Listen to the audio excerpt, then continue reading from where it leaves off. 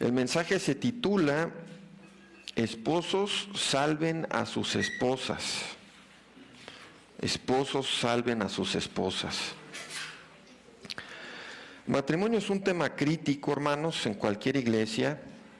Es un tema siempre presente, siempre necesario, tanto en la vida de los que estamos casados como en la vida de los que están buscando casarse. Aquí veo varias caras jóvenes, así que supongo que aquí hay varios que están con la intención de casarse en el futuro. Y por la importancia de este tema vale la pena tocarlo periódicamente con la meta de ser más conformados al modelo divino. Entonces abran sus Biblias por favor en Efesios 5, vamos a leer a partir del versículo 22 antes de orar y pedir la ayuda del Señor. Efesios 5, 22. Las casadas estén sujetas a sus propios maridos como al Señor, porque el marido es cabeza de la mujer, así como Cristo es cabeza de la iglesia, la cual es su cuerpo y Él es su Salvador. Así que como la iglesia está sujeta a Cristo, así también las casadas lo estén a sus maridos en todo. Maridos, amen a sus mujeres, así como Cristo amó a la iglesia y se entregó a sí mismo por ella. Vamos a orar. Padre, estamos aquí reunidos nuevamente en este domingo que nos has dado vida, los que tú has traído, Padre, a congregarse aquí, la Iglesia Bautista de la Gracia, en la ciudad Neza. Te damos gracias, Padre, que a pesar de las dificultades con la tecnología, estamos aquí con este privilegio, Padre, de buscar tu faz, de abrir tu palabra, ser examinados a la luz de ella, ser refrescados, cantando a tu nombre, alabándote, Padre. Y estamos aquí como cada domingo en gran necesidad de que tú ayudes al predicador para que seas tú el que hable y no hombres, gran necesidad de que ayudes a los oyentes, Padre, para que no seamos distraídos ni permitamos nuestras mentes divagar en cosas que no aprovechen, sino que nos concentremos, Padre, en lo que tú tienes para que escuchemos el día de hoy. Y con este tema, Padre, que vamos a tocar del matrimonio, te pedimos, Señor, que tú construyas matrimonios fuertes en esta iglesia. Te pedimos, Señor, que tú prepares a los que están buscando matrimonio, que entiendan una parte que vamos a ver de lo que significa ser un esposo bíblicamente alineado a tu palabra, a tu verdad y el modelo que tú nos has establecido en tu palabra. Te pedimos, Señor, que te reúnas con nosotros y nos ayudes en esta hora. En el nombre de Cristo Jesús, amén. Yo siento que esto está muy, muy alto, hermanos, el sonido. Yo, si subo tantito la voz, vamos a volar aquí todas las bocinas. Entonces yo siento que hay que bajarle un poquito. Discúlpenme, pero si no, van a escuchar muy fuerte todo el mensaje y algunos se van a dormir, algunos ya están durmiendo. Entonces vamos a tratar de evitar eso, ¿no? Lo primero que vamos a hacer es detenernos un poco en nuestro pasaje inicial, así está mejorando bastante. Vamos a detenernos en nuestro pasaje inicial, porque hay algo en estos versículos que pareciera estar casi oculto, algo que fácilmente podemos pasar por alto si no nos detenemos a analizar bien lo que hay aquí. Entonces, el versículo 22 empieza con un mandamiento para las esposas. Vamos a explicarlo brevemente porque aquí está, aunque nos vamos a enfocar más en las esposas en el siguiente mensaje. Pero el versículo 22 empieza con un mandamiento para las esposas, dice: las casadas estén sujetas a sus propios maridos como al Señor. ¿Estás casada? ¿Quieres estar casada? Eso es lo que Dios espera de ti, que te sujetes a las decisiones y al liderazgo de tu marido. Y este es uno de los mandamientos con más oposición en todo el mundo. Uno de los versículos más atacados, más desechados, más rechazados de toda la Biblia. Es algo que despierta furia en muchas personas. Incluso muchas hermanas escuchan esto e inmediatamente tienen preguntas y luchas internas cuando se toca este pasaje. Yo creo que la pregunta más frecuente que surge es ¿por qué? ¿Por qué? ¿Por qué me tengo que someter a lo que mi esposo decida? ¿Por qué tengo que seguir su liderazgo? Eso es machismo, hermano. Ese es un pensamiento anticuado que ya pasó de moda. Esa es la lucha interna que tienen muchas mujeres cuando se toca este tema. Han pasado todas sus vidas con el mundo que las rodea diciéndoles que son tontas o peor si permiten eso en sus matrimonios. Por eso hay cada vez menos matrimonios. Ya nadie quiere vivir conforme al modelo bíblico que Dios nos planteó y diseñó. Y lo primero que hay que decir es que si tú eres creyente, que Dios te mande a hacer algo debe ser suficiente para obedecer. Si este es un mandamiento que está en la palabra de Dios, debe ser suficiente para buscar obedecer. Si amamos a Dios, queremos obedecer su voluntad y sus mandamientos. Una de las formas en que demostramos amor por Dios es con obediencia a su palabra. Pero para este tema, la Biblia nos da una explicación que acompaña al mandamiento. Dios nos da una explicación que va más allá de solo decirnos, este es el mandamiento y ve y hazlo. Nos da una explicación. Aunque Dios no nos debe explicaciones, hay cosas que están en su palabra que no tienen explicaciones que quisiéramos ver y estamos aún así sujetos a ella y debemos de acatar lo que Dios nos manda hacer, ¿no? Pero Dios en su amor para este tema del matrimonio, la sujeción de las esposas a los maridos, nos dice lo siguiente: las casadas estén sujetas a sus propios maridos como al Señor, porque, aquí está la explicación, porque el marido es cabeza de la mujer. Dios nos da un porqué de su mandamiento, y el porqué es que Dios a todos nos asigna roles. Dios a todos nos asigna roles. Si tú eres esposo, tienes un rol asignado por Dios. Si tú eres esposa, tienes un rol asignado por Dios. Si tú eres un hijo, tienes un rol asignado por Dios. Si tú eres padre, Dios a todos nos asigna roles en esta vida, en este mundo. Hasta en la Trinidad hay roles, hermanos y hermanas. Hasta en la Trinidad hay roles. Y en el matrimonio, el hombre tiene asignado el rol, la responsabilidad del liderazgo, la tarea, la responsabilidad de liderar. Dios quiere que la mujer siga el liderazgo de su marido en el matrimonio. No es algo denigrante, no tiene que ver con que una parte sea más importante o más elevada y la otra sea menos importante. No tiene nada que ver con eso. En la misma Trinidad hay roles. El Hijo se somete a la voluntad de Dios el Padre, sin que eso sea denigrante ni lo haga menos en ningún sentido. El Espíritu Santo procede del Padre y el Hijo.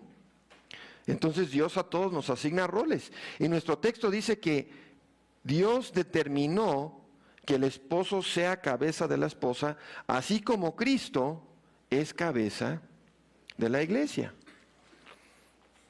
Esta frase, así como, es una comparación, indica una comparación. Dios nos da un mandamiento, luego un porqué del mandamiento, y después nos da hasta una ilustración, un ejemplo para que entendamos. Nos muestra cómo se debe ver lo que mandó que hiciéramos. El liderazgo del marido se debe ver como se ve el liderazgo de Cristo sobre la iglesia. Y la obediencia o sujeción de la esposa se debe ver, se debe asemejar a la obediencia y la sujeción de la iglesia a Cristo. El gran misterio del matrimonio, hermanos, es que debe reflejar la relación entre Cristo y la iglesia. Nuestro matrimonio debe reflejar la relación entre Cristo y la iglesia. Ese es el estándar que Dios fijó. Y todo en el matrimonio está diseñado para glorificar a Dios, para reflejar la gloria de Dios. La meta principal del matrimonio no es compañerismo, ni intimidad, ni tener hijos, ni nada de lo que nosotros teníamos en la lista cuando nos casamos. Todos cuando nos casamos estamos pensando, no, me voy a casar y tenemos una lista mental. Voy a recibir esto, voy a tener esto, me voy a casar, ¿por qué? Y tenemos una lista de porqués. Pero la meta principal que Dios tiene en el matrimonio no es esa lista que nosotros teníamos en nuestras mentes cuando nos casamos. Todas esas cosas, compañerismo, intimidad, hijos, todas esas cosas son cosas legítimas, pero secundarias. Son parte del diseño que Dios creó, pero no son la meta central. Porque la meta central es la gloria de Dios. Muy pocas personas se casan pensando así. Muy pocas personas ahí están con su pareja y frente al altar o frente al juez o lo que haya sido. Muy pocas personas están pensando, yo estoy a punto de casarme porque quiero glorificar a Dios en mi matrimonio y en mi vida. La mayoría nos casamos y ya cuando empiezan todas las broncas y todos los problemas, nos empezamos a dar cuenta de, como que esto no era lo que yo pensaba. Entonces más me vale ir al manual y empezar a buscar cómo debe de ser esto, ¿no? Cómo debe de funcionar. Y nos cuesta mucho trabajo alinearnos a lo que dice el manual de Dios para la vida, que es la Biblia. Entonces ya nos detuvimos a analizar el pasaje. Ahora vamos a lanzarnos a lo que nos va a ocupar el resto del mensaje. En nuestro pasaje hay algo que muchos comentaristas pasan por alto. Lo pasan por alto. A veces bromeamos o nos quejamos entre broma y broma de que cuando leemos Biblias de estudio o comentarios bíblicos, la Biblia de estudio que ustedes tengan en casa, los comentarios que lleguen a tener, bromeamos de que cuando usamos esas herramientas de estudio, justo el versículo que nos interesa, justo el pasaje en el que tenemos dudas, se lo saltan. Ustedes, si tienen su Biblia de estudio en casa, van a ver, ¿no?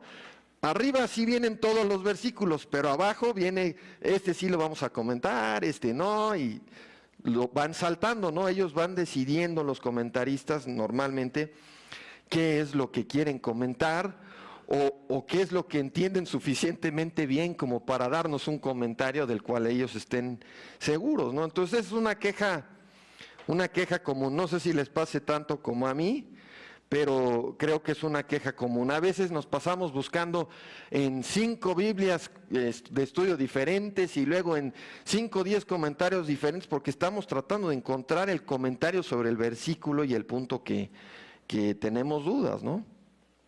Y la segunda mitad del versículo 23 es uno de estos casos.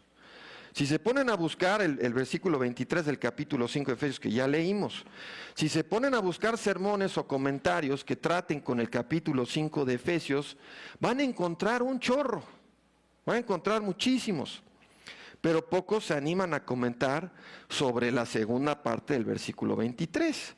Incluso cuando estaba estudiando esto, encontré que hasta Martin Lloyd Jones recalca que la mayoría de los comentaristas se saltan la segunda mitad de este versículo, se lo brincan.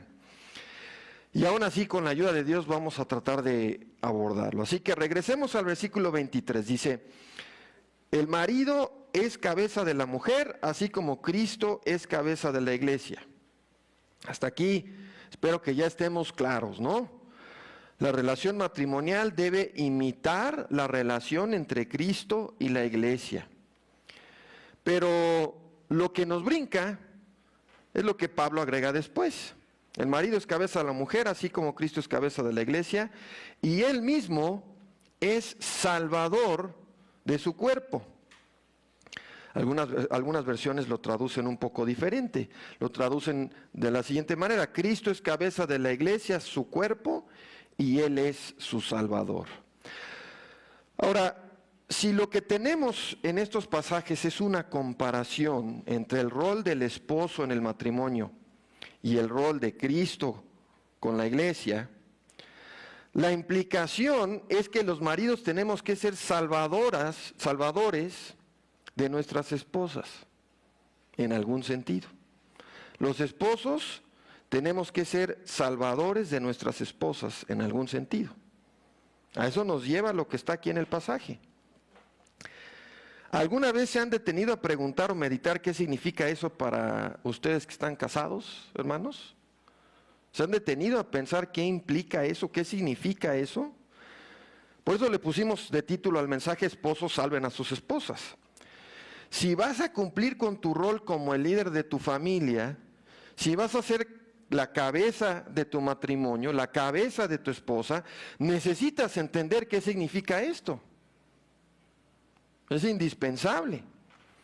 Ahora, con solo escuchar esa frase de esposos salven a sus esposas, rápido surgen objeciones, ¿no? En nuestros corazones, en nuestras mentes, rápido surgen preocupaciones. Así que vamos a analizar un poco cuáles son estas objeciones y preocupaciones, cuáles son algunas de las excusas que pudiéramos estar tentados a usar para tratar de esquivar lo que hay aquí en el pasaje, ¿no?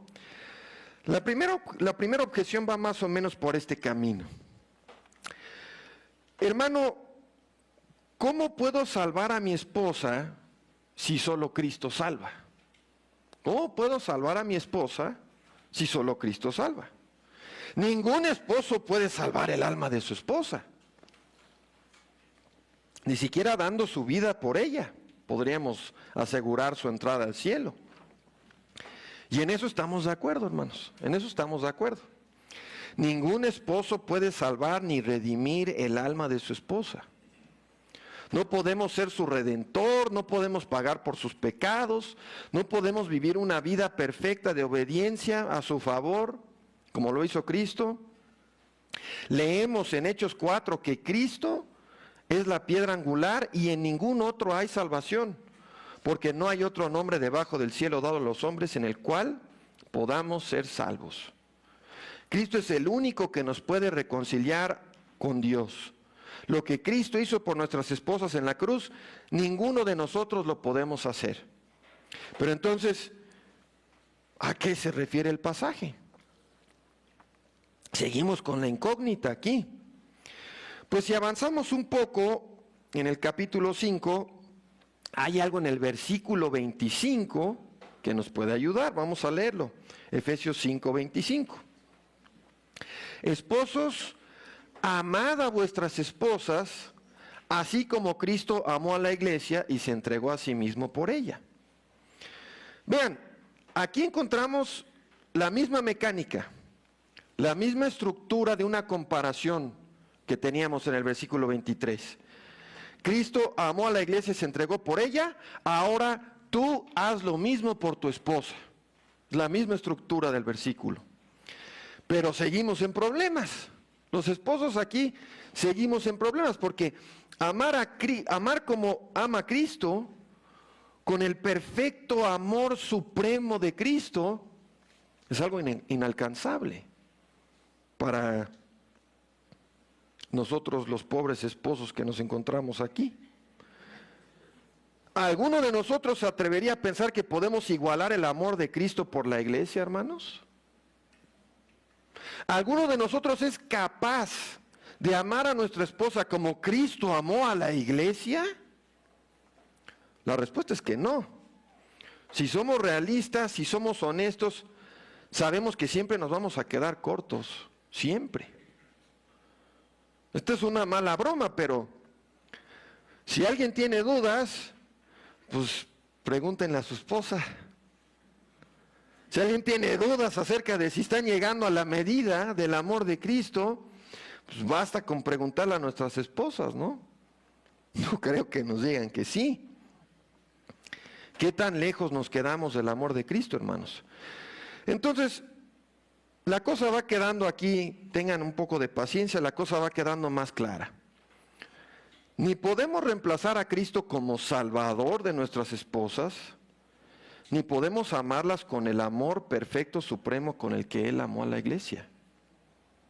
Pero lo que sí podemos hacer es emular a Cristo, ser seguidores de Cristo, ser imitadores de Cristo en alguna medida.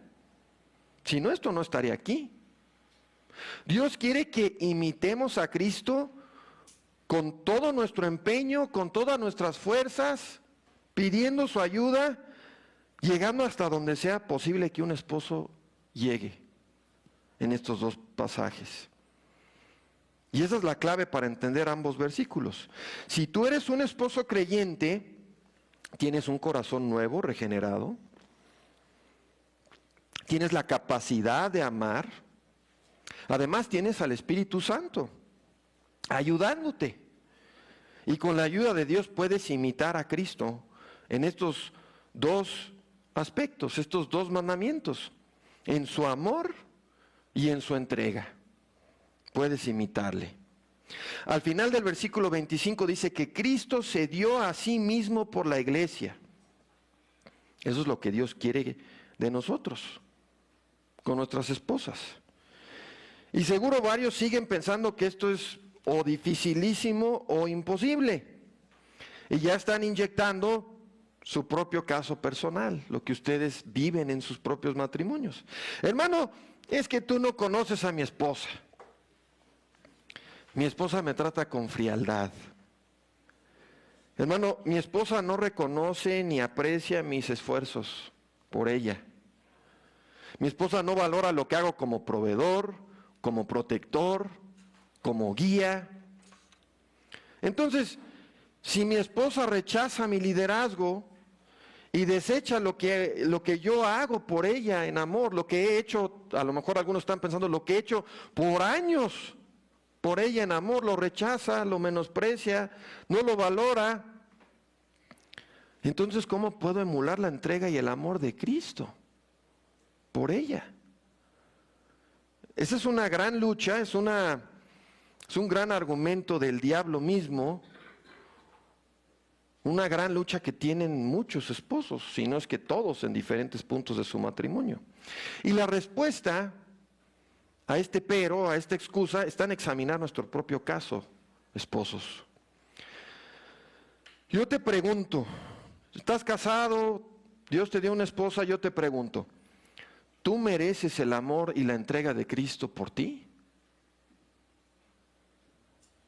¿No has sido indiferente hacia Cristo tu Salvador miles de veces? ¿No has menospreciado su sacrificio, su amor, su providencia, su bondad? Cada uno de nosotros, si somos honestos, sabemos las respuestas a estas preguntas. Dios nos ha amado, nos ha tenido una paciencia inmedible, su bondad es inentendible para nosotros. Nosotros lo tratamos mal, le correspondemos mal, no apreciamos nada de lo que Él hace por nosotros y Él nos sigue amando y se sigue entregando con amor total para con nosotros. Tú y yo odiábamos a Dios, éramos enemigos de Dios y Dios aún así nos amó y se entregó por nosotros y ahora nos ama aún, a pesar de todos nuestros tropiezos, todas nuestras fallas, toda nuestra ingratitud. Entonces, el argumento que nos viene a la mente de esta especie de intercambio, ¿no? Yo me voy a esforzar por ser un buen esposo, por obedecer lo que está aquí en Efesios 5, siempre y cuando ella haga lo que le toca a ella, ¿no? Es lo que siempre nos entra a la mente. Pero realmente ese argumento es completamente inválido, porque si hemos de emular el amor de Cristo por la iglesia, Cristo amó a la iglesia cuando todos éramos inconversos, cuando todos le odiábamos. Nos sigue amando como creyentes cuando fallamos, cuando somos fríos, cuando no tenemos gratitud, cuando somos desobedientes. Dios quiere que emulemos su amor por la iglesia con nuestras esposas, aun cuando ellas no aprecien lo que hacemos. Su gran ejemplo nos debe mover a ser imitadores de Él. Por eso está aquí la ilustración, por eso está aquí la comparación, para que lo apliquemos a nuestras vidas, para que lo pongamos en práctica. Cristo es nuestra meta. Entonces lo que vamos a seguir analizando, gracias. Aquí ya, mi esposa ya me había dado también, pero ando aquí concentrado, muchas gracias.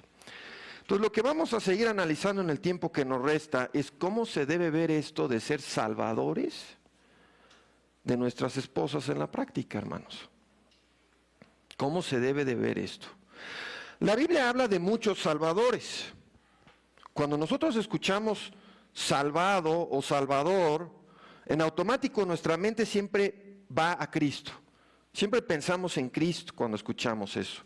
Pero la Biblia registra muchos ejemplos de salvación y de salvadores que no se refieren ni al acto redentor de Cristo, ni a ser Cristo, ser el Mesías.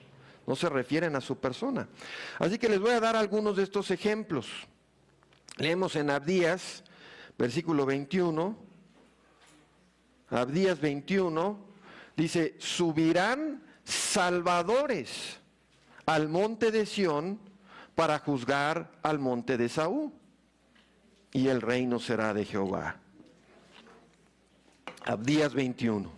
Si nos regresamos un poco a Nehemías 9:27, encontramos otro ejemplo.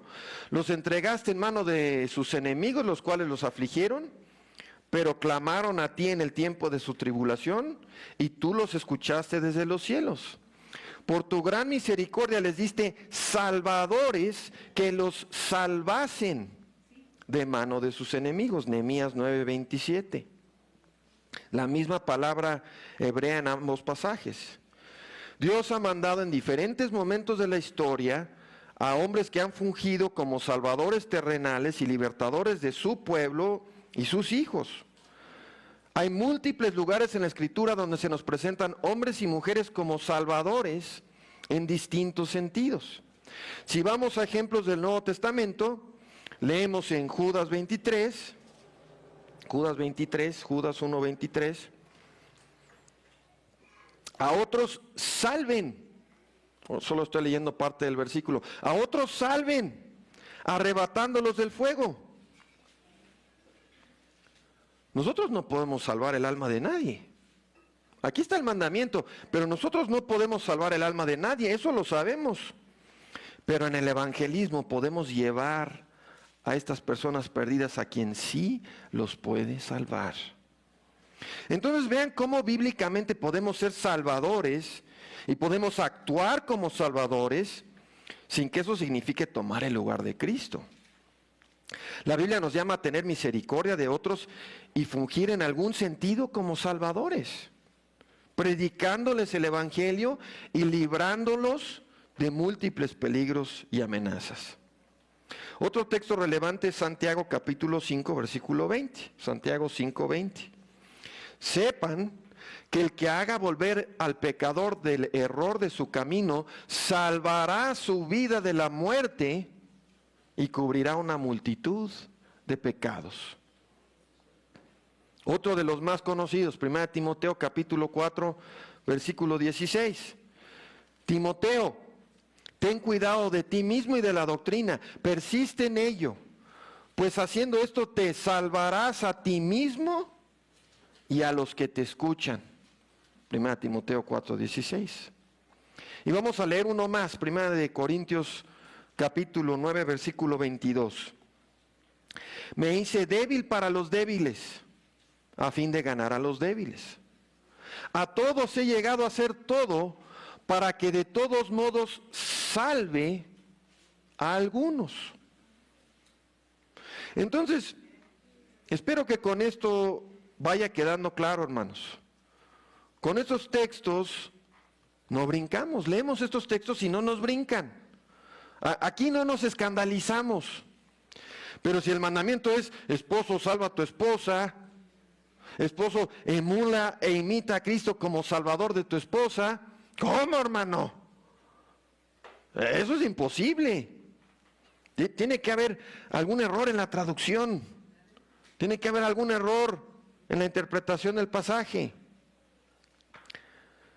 ¿No será que más bien no nos gusta el mandamiento, hermanos? ¿No será que quisiéramos evitar nuestra responsabilidad? Hermanos, Dios nos ha llamado a ser salvadores de nuestras esposas en el sentido de proteger, en el sentido de preservar, en el sentido de guiar. Tu responsabilidad es la de emular a Cristo en tu matrimonio. Y hay muchos aspectos en los que Dios salva que son adicionales a la salvación de nuestras almas en la cruz. Eso queda muy claro en 1 Timoteo 4, versículo 10.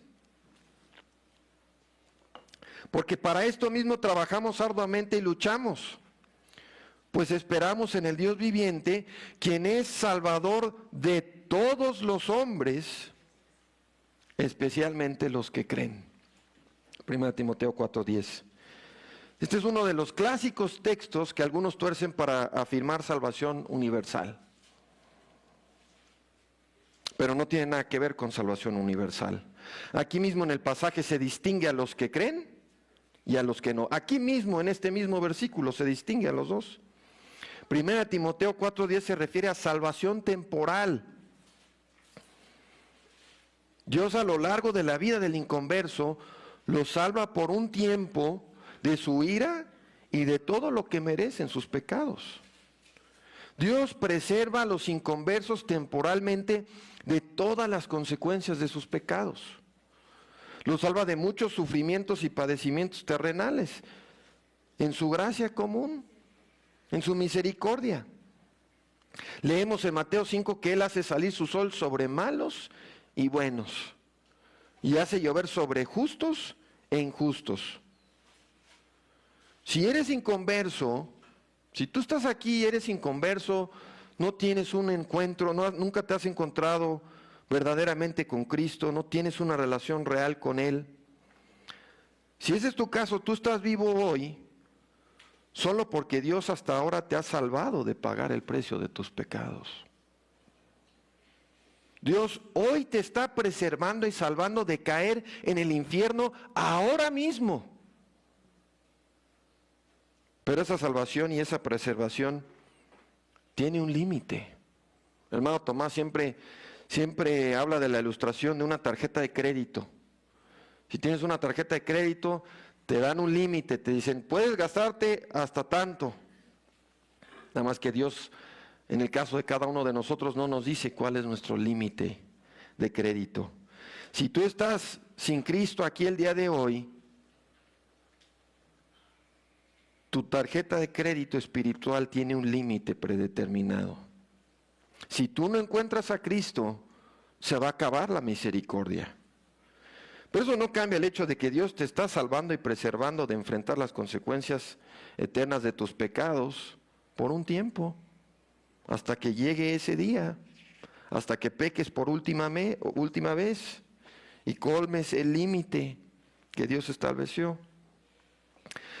Lo que quiero que vean, hermanos, es que la Biblia usa el concepto de Salvador en distintas maneras.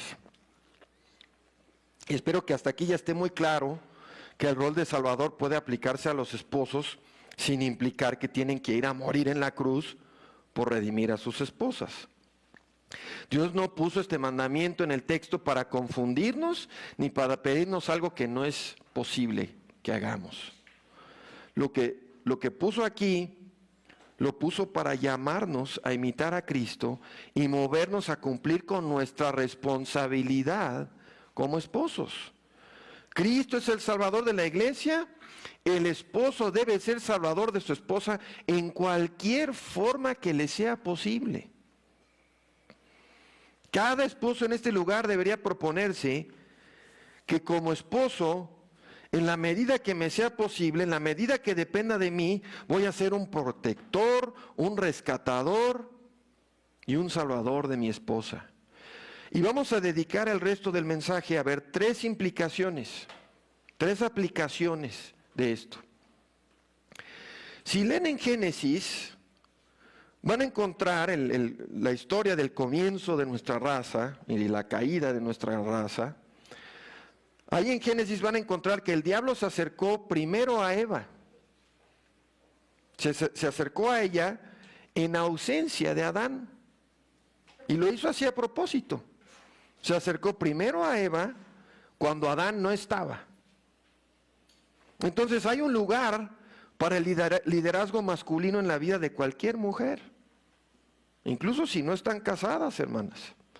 Hay lugar para el liderazgo masculino en la familia, como hijas, en la iglesia, bajo líderes espirituales, y en el matrimonio, si se llegan a casar, como esposas. Este arreglo, este modelo que Dios ha creado, es bueno, no las denigra, no las rebaja, no las menosprecia en ningún sentido. Son los roles que Dios ha asignado. Es el diseño que Él creó en su sabiduría. No se trata de superioridad ni inferioridad. El problema es que muchas veces los hombres, y sobre todo los esposos, en lugar de asumir el liderazgo bíblicamente y el rol de salvador que Dios les ha dado, en lugar de actuar con valentía, con amor, con responsabilidad, se echan para atrás. En sus matrimonios no quieren asumir este rol, no quieren hacer las cosas bíblicamente como líderes de su hogar. Vean, lo que sigue de nuestro pasaje en Efesios 5, después de esta sección sobre el matrimonio y la familia, lo que viene después es la descripción del guerrero cristiano. Aquí mismo. Hay una sección acerca del siervo y su amo, y después viene la armadura de Dios. Hermanos, lo que necesitan nuestras esposas y familias en casa son guerreros espirituales, guerreros cristianos.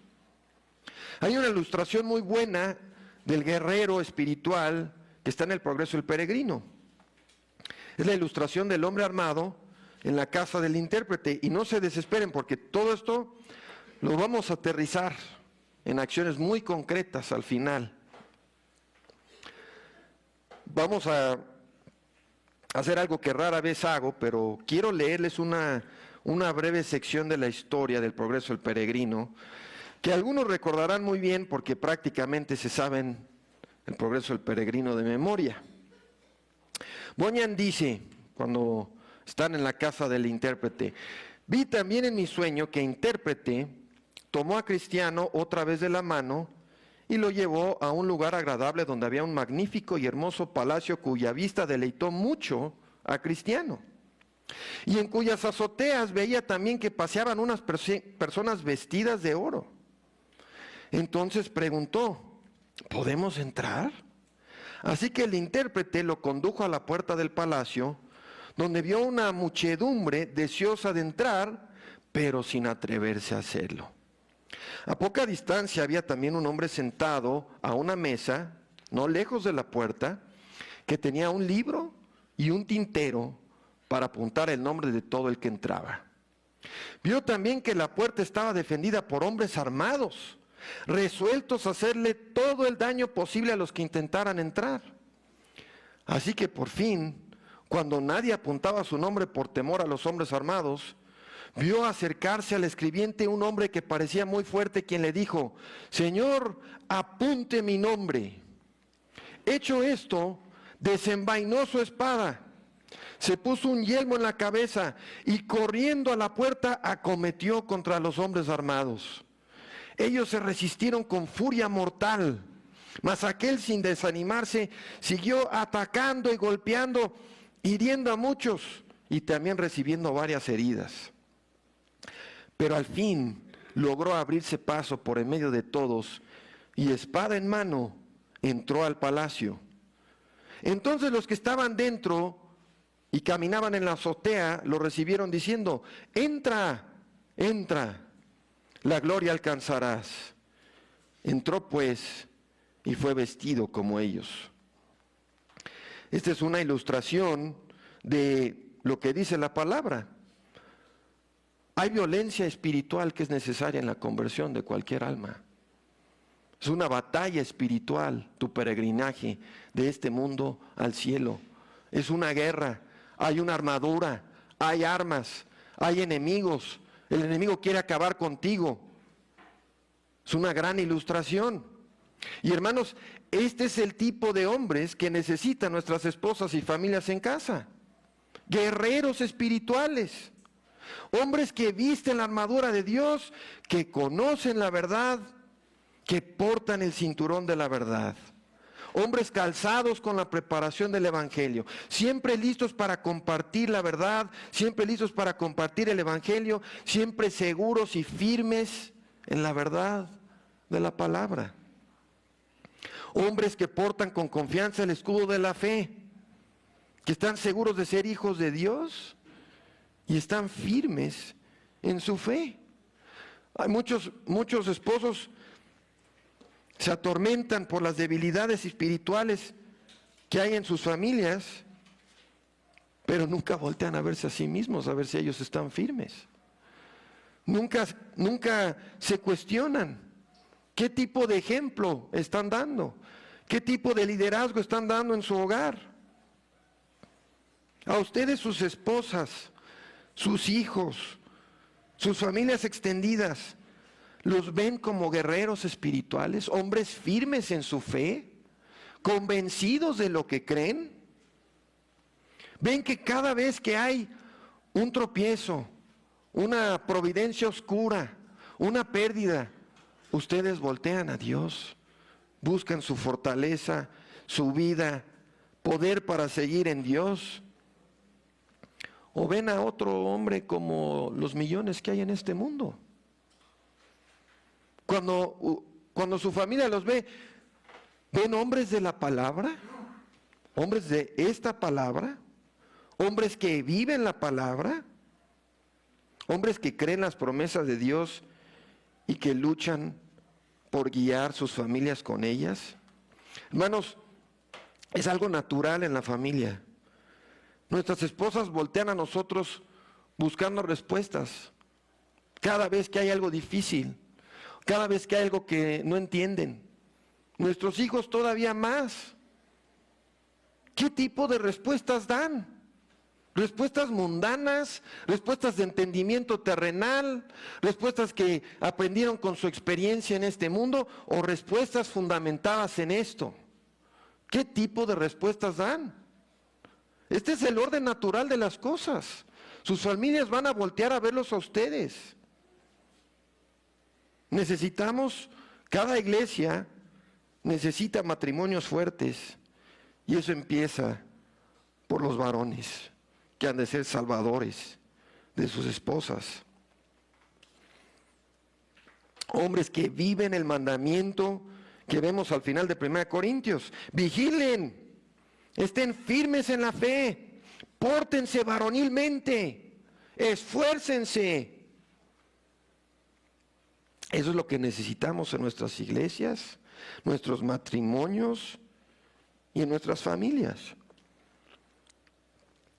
Hay tantas dudas acerca de la masculinidad, ¿no? El mundo nos vende una imagen de la masculinidad que son puras mentiras, puras patrañas, puros engaños.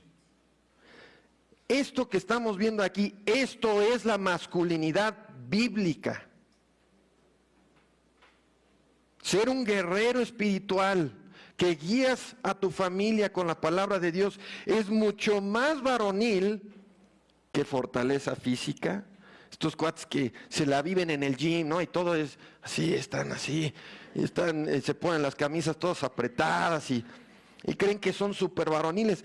Bueno, realmente eso es una risa comparado con varonilidad. No sé si esa palabra existe. Ser masculino espiritualmente hablando, esto es la masculinidad bíblica y es la que Dios valora, es la que Dios quiere ver en ti. Tú puedes estar todo flacucho, eso no importa. Eso no importa. Si vemos a Pablo, si vemos a muchos de los hombres, los guerreros espirituales que Dios más usó en la historia, no están así. No están buscando la masculinidad que busca el mundo. Esto es más varonil que la fuerza física o cualquier otra cosa que tú presumas como hombre. Hay muy pocos hombres varoniles en sentido espiritual. Son difíciles de encontrar. Así que en el tiempo que nos resta vamos a ver 3 formas en las que los esposos debemos ser salvadores de nuestras esposas. En primer lugar, debemos proteger a nuestras esposas del enemigo. El diablo atacó a Eva cuando estaba sola y la asesinó, espiritualmente hablando. La asesinó espiritualmente. Cuando Eva cayó en la trampa del diablo y pecó, murió espiritualmente. Y Adán no estaba. No sabemos qué estaba haciendo, pero no estaba. No estaba con ella y ella cayó víctima del enemigo. El diablo la asesinó en sentido espiritual. Entonces imagínense, esposos, que ustedes supieran a ciencia cierta que hay un asesino violento viviendo en tu calle. Uno de estos cuates que no le pudieron demostrar y no sé qué, todo el mundo sabe que es un asesino que vive ahí en tal casa, pero pues, las autoridades no se lo han querido llevar. Hay en tu calle viviendo un feminicida comprobado. Un feminicida comprobado en tu vecindad. ¿Dejarías a tu esposa salir sola en la noche? Oye, mi amor, falta no sé qué, pues voy a ir aquí a la tienda. Y tú sabes que ahí a 2 casas está el feminicida. Sí, pero ¿cómo no? Y tú ahí acostadote en la cama, ¿no?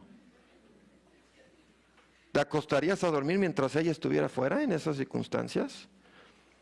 Supongo que todos me van a decir que claro que no. Eso espero, ¿no? Pero muchos hacen esto todo el tiempo en términos espirituales. Todo el tiempo. Ahí están sus esposas leyendo quién sabe qué, que es antibíblico. Y no, bueno, vamos a ir avanzando, no me voy a adelantar. Dejan a sus esposas desprotegidas. A pesar de que Dios nos dice en 1 Pedro capítulo 5, versículo 8, que seamos sobrios y velemos, que vigilemos, porque nuestro adversario, el diablo, como león rugiente, anda alrededor buscando a quien devorar. El enemigo, o sea, ese feminicida, a lo mejor el feminicida no vive en tu calle, pero el enemigo espiritual de tu alma y del alma de tu esposa, sí, ese sí anda suelto en tu calle. Ese sí está ahí. En cuestiones espirituales, pocos están al pendiente de sus esposas. Yo recuerdo cuando comenzaba a salir con mi esposa, y más de casados, a ella le parecía cosa extraña que yo me interesaba y preguntaba por lo que estuviera leyendo, o lo que estuviera viendo, o lo que estuviera escuchando en cursos y conferencias, o los influencers que seguía en redes. Le parecía como que medio extraño, pero eso yo lo hacía y lo hago, porque es mi responsabilidad estar al pendiente de ella espiritualmente. Es mi responsabilidad asegurarme que no esté prestando atención a algún guía o libro que la pueda desviar. Oye, está viendo de repente un mensaje. ¿A quién estás viendo? ¿De qué se trata el mensaje? No es por intrometido, es porque me interesa el bien de su alma, porque necesito estar al pendiente, vigilando, necesito protegerla. Oye, fíjate que tú debes estar listo para estas preguntas. Hay esposas que llegan con sus esposos, fíjate que vi y esta predicación y dijo esto. Ah, sí, luego lo platicamos. ¿Cómo, hermanos? No. No puede ser. ¿Cómo, hermano? ¿Tengo que estar al pendiente hasta de eso? Sí. Ese es tu llamado. Ser salvador de tu esposa. Tú eres la cabeza, tú eres el líder, pero también eres responsable. Tú tienes que responder, tú tienes que dar cuentas por tu matrimonio, no solo por ti, por tu esposa, por tu matrimonio. Si tu esposa es engañada o desviada espiritualmente por tu flojera o tu falta de diligencia o por no desempeñar varonilmente tu rol, el primero que va a dar cuentas eres tú. ¿Cómo, hermano, si se desvió ella? ¿Qué pasó con Adán y Eva cuando Eva fue desviada? Primero, Dios llegó al jardín preguntando, Eva, ¿dónde estás? No, llegó preguntando, Adán, ¿dónde estás? ¿Dónde andas? Nuestro deber es ser salvadores de nuestras esposas en sentido espiritual. No como su Salvador, con mayúscula, no como su Mesías, pero sí predicándoles el Evangelio, enseñándoles la palabra y la doctrina, encaminando a nuestras esposas a Cristo. Ya leímos los textos. Sin duda el esposo debe aplicarse, el deber del esposo debe aplicarse a estos pasajes que leímos sobre los salvadores. A otros salvad, arrebatándolos del fuego. Sabed que el que haga volver al pecador del error de su camino, salvará su vida de la muerte y cubrirá una multitud de pecados. Ten cuidado de ti mismo y de la doctrina. Persiste en ello, pues haciendo esto te salvarás a ti mismo y a los que te escuchan. Este versículo prácticamente debería ser tu lema en tu vida matrimonial. Tener cuidado de ti mismo, tener cuidado de la doctrina, persistir en entender doctrina sana, equiparte con ella, y haciendo esto te salvarás a ti mismo y a los que te escuchan. Hermanos, la pregunta es si tenemos esto claro. Bueno, espero que si no lo tenían claro, ahora lo tengan. Esta es nuestra responsabilidad como esposos y cabezas de la familia. Para hacer esto tienes que tener cuidado de tu propia alma. O sea, si tú volteas y te molesta que tu esposa anda mal o anda enfriada o no está haciendo las cosas bíblicamente o está enredada en algún error y tú no estás teniendo cuidado de ti mismo, pues ¿qué esperabas? Tienes que tener cuidado de tu propia alma. Tú seguir al Salvador. Tú conocer y entender sana doctrina. Para que después puedas guiar a tu esposa, a tu familia y todos los que están bajo tu cuidado. Bueno, hermano, es que yo no quiero esa responsabilidad. No tienes opción. Si no quieres esa responsabilidad, los que no están casados aquí, no se vayan a casar, por favor. Si no quieres esta responsabilidad, no te cases. Y si ya te casaste, ¿qué vamos a hacer por ti? Ya no hay vuelta atrás, hermano. Adquiriste este compromiso. Es que el juez en la corte, en el, ¿cómo se llama? En la corte civil, en el registro civil, no me dijo nada de esto. Bueno, no, pero Dios te lo dijo aquí, mucho antes. Tú hayas hecho caso o no. Ya no tienes opción. Esto es lo que Dios espera de ti.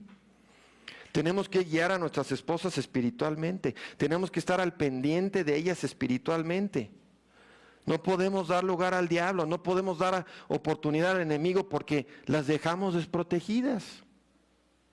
Y como vimos el mes pasado, una de las formas en las que damos lugar y oportunidad al diablo para causar destrozos en nuestra familia es con el enojo. ¿Se acuerdan que vimos esto en enero? Efesios 4:26. Enójate y no peques, no se ponga el sol sobre tu enojo ni des lugar al diablo. Lo que tienes que tener muy claro, hermano, es que el enemigo siempre está buscando oportunidades en tu matrimonio, en tu familia. Una de las cosas que le abre la puerta y le da oportunidades para destruir es enojo desmedido, descontrolado, enojo tuyo. No puedes permitir enojo desmedido en tu casa.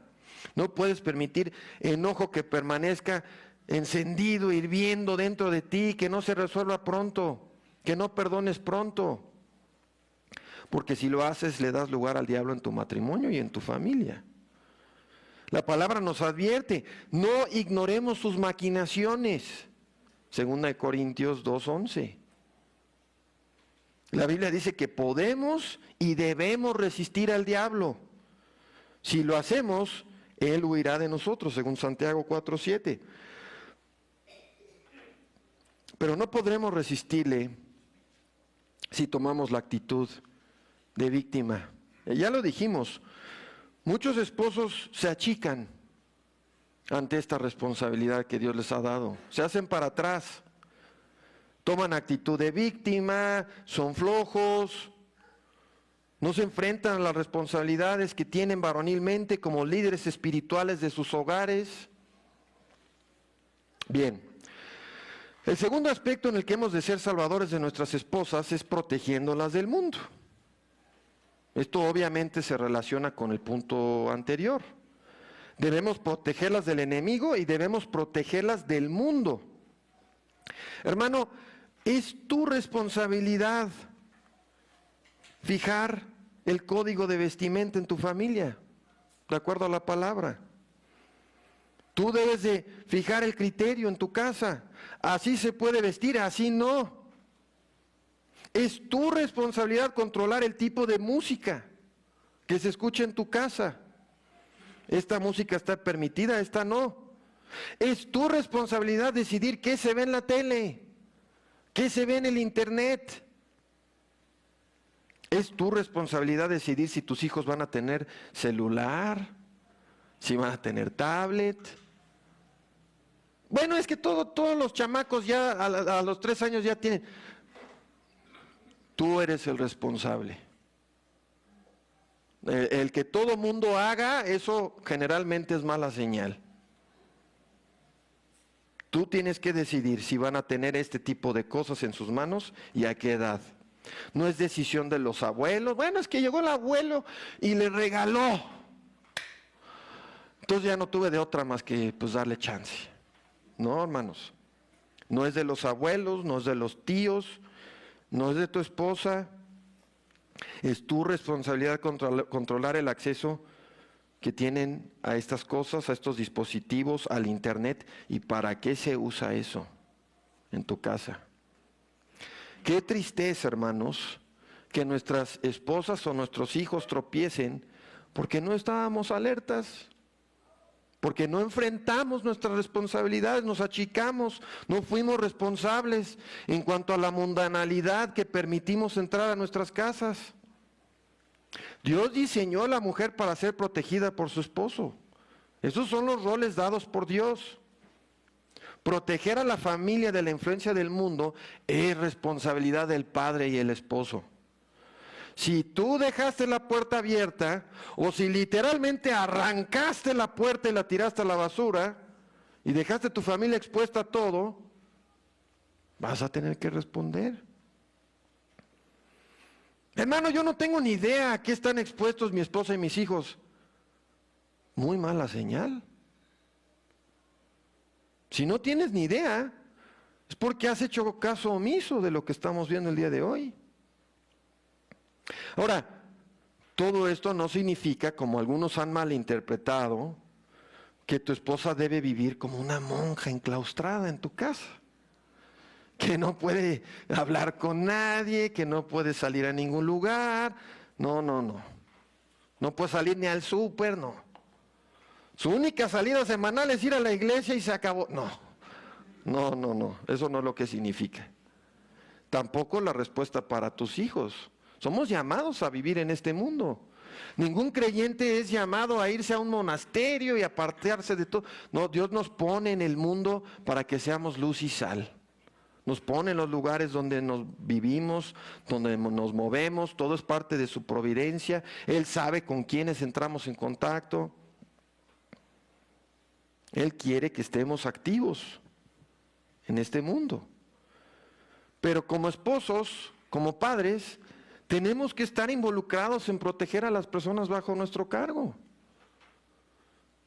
Debes prepararlos y protegerlos contra los peligros a los que están expuestos.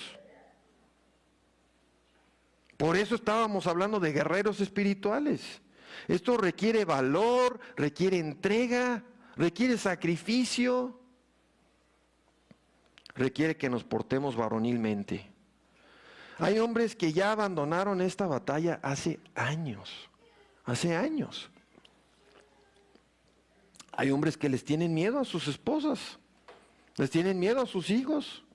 Ya mejor ni se meten, ya mejor ni dicen nada. Hay hombres cuyas esposas o sus hijos ya saben que lo único que tienen que hacer es alzar la voz, hacer un berrinche para que ya mi esposo o mi papá, ya me deje en paz, deje de estarme molestando. Oye, hermano, entonces no hay forma de hacer esto sin conflicto. No hay. Hay conflicto de por medio. Tus hijos van a querer estar haciendo lo que todos los chamacos del mundo hacen. Tu esposa va a querer también. Tú mismo vas a querer y vas a tener que luchar contra tus propias inclinaciones pecaminosas con la ayuda de Dios. Les digo, hermanos, hay muchos hombres que se achican, muchos esposos creyentes que se achican en este asunto, ya mejor ni dicen nada. Y ese es un error. Tú vas a tener que estar dispuesto al conflicto. Si estás fundamentando lo que estás indicando y tu liderazgo en la palabra de Dios, vas a tener que estar dispuesto al conflicto. Bien. La última forma que vamos a ver hoy en la que los esposos han de salvar a sus esposas es siendo guías espirituales. Esposo, tú tienes la responsabilidad de ser el guía espiritual de tu casa y de poner a tu familia bajo la enseñanza y la guía de pastores y maestros fieles a la palabra de Dios. Es tu responsabilidad poner el alimento espiritual en la mesa de tu casa y llevar a tu familia a recibir alimento espiritual puro cada domingo. Si tú ves que tu hijo, tu esposa están consumiendo algo de un falso maestro o de un maestro dudoso, o no sabes ni qué están consumiendo, primero tienes que saber qué es lo que están consumiendo. Después tienes que tener un criterio bíblico para evaluarlo. Y para hacer eso, primero tienes que tener cuidado de tu propia alma. Tienes que estar tú siguiendo al Salvador. Tú tienes que conocer y entender doctrina sana para que puedas guiar a tu esposa, tu familia y los que están bajo tu cuidado. Ustedes son cabezas de su matrimonio y cabezas de su familia. Tienen un rol crítico, dado por Dios, en preservar a los que están bajo su cuidado de caer en error o desviarse espiritualmente. Muchos de los hijos y esposas más agradecidos que yo jamás he conocido son esposas e hijos que dicen, mi esposo me protegió, mi esposo fue un guerrero espiritual, mi papá nos protegió, yo no quería nada, yo hacía mi berrinche y peleaba con él año tras año tras año, hasta que Dios me alcanzó, Dios me salvó y me di cuenta el sacrificio y cómo mi papá me sirvió. Cómo se sacrificó por mí, por hacer esta tarea varonil que nos ha asignado, hermanos. Tienen un rol crítico en preservar a los que están bajo su cuidado de caer en error o desviarse. Guarden a sus esposas de errores doctrinales, de mentiras del mundo. Estén pendientes de sus familias espiritualmente. Sean guerreros espirituales. Oren por sus esposas y sus hijos. No debe de haber un día, hermanos, que falten las oraciones por nuestras esposas. y nuestros hijos si Dios nos los ha dado. Debemos estar luchando por ellos en oración todos los días. Si no estamos haciendo estas cosas, estamos fallando en lo esencial, en lo más importante.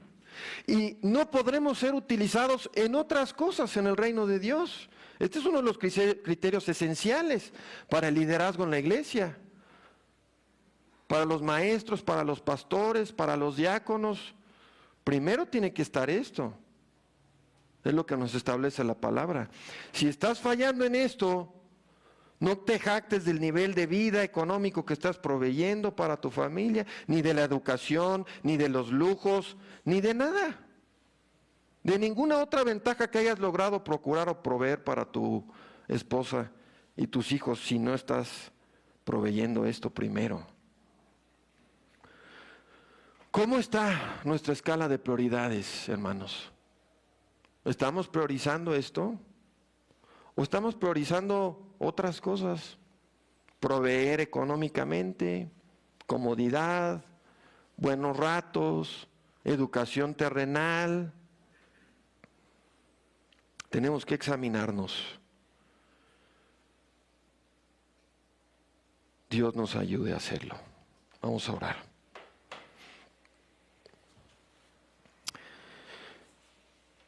Nuestro Padre, nos acercamos a ti, redargüidos por tu palabra. Nos reconocemos, Padre, faltos,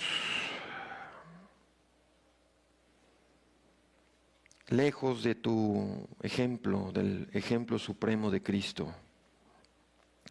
Nuestra entrega, nuestro amor por nuestras esposas, en nuestra disciplina espiritual como guerreros. Señor, te pedimos que tú edifiques hombres varoniles espiritualmente hablando en esta iglesia, que los uses para guiar a sus familias, para protegerlas, para encaminarlas a ti. Que sean un gran testimonio para el mundo que los rodea. Algo que deja al mundo convicto de pecado, al ver verdadero amor, verdadero servicio, verdadera entrega a ti y a los que has puesto bajo nuestro cuidado. Ayúdanos, Padre, a no dar cuentas del liderazgo que has puesto en cada hombre casado con tristeza, con arrepentimiento, sino que podamos decir, Padre, que luchamos, que fuimos guerreros,